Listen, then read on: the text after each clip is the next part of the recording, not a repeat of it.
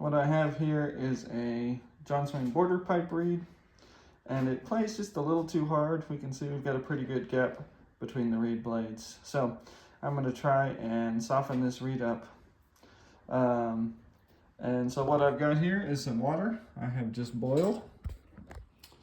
And what I'm going to do is take some needle nose pliers, and I'm not going to do it on the video because I want to be able to see what I'm doing, but you're going to line them up about midway, maybe a little below midway.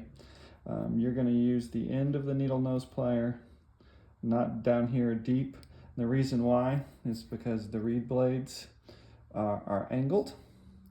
Okay, and so if you use the fat part of the pliers, you're going to be squishing only on one part. So you're going to want to use the sort of toward the tip.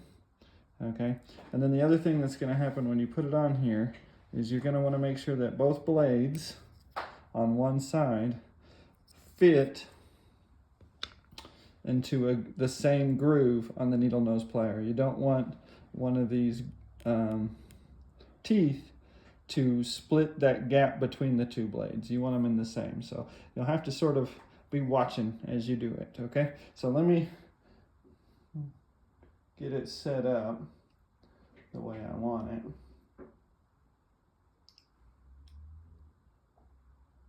There we go. Nope, I'm splitting the bullet. There we go. Okay, so I've got it in there, right? And if I squeeze on it just a little bit, I'll notice that the blades don't separate at the edges, meaning that the blades are both in the same valley between the teeth. All right, so I'm just gonna barely squeeze this because this reed is actually too hard. So what I want those blades to do is collapse. You can do the same thing if they're too closed to open it, is you'll dip it in water, very hot water, and then make sure you're squeezing on it just ever so slightly. Once this plastic gets hot, it will bend very easily. So really the amount of pressure you're applying is simply just what it takes to keep the reed from falling out of the pliers. You don't need to squeeze any harder than that. Okay, so what we're gonna do is I've got it set up about halfway. I'm in there.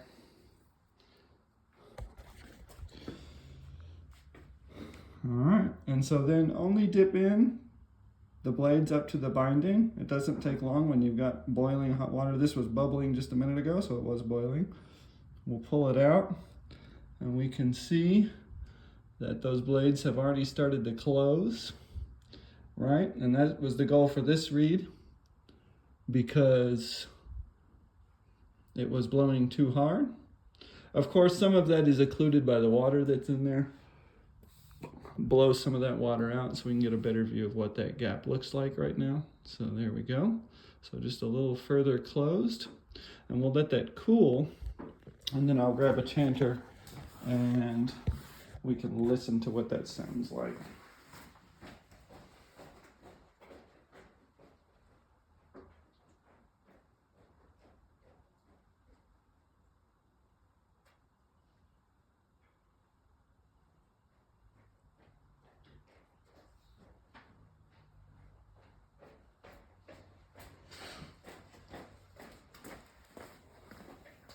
Okay, the reed has cooled a bit. I'm going to continue to blow the water out.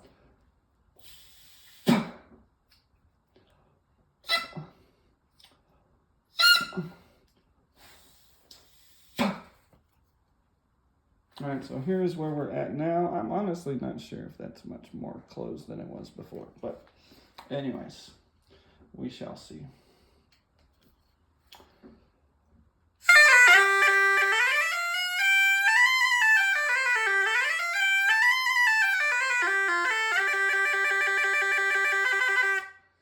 I'm going to leave it and try that. It maintained the second octave very well.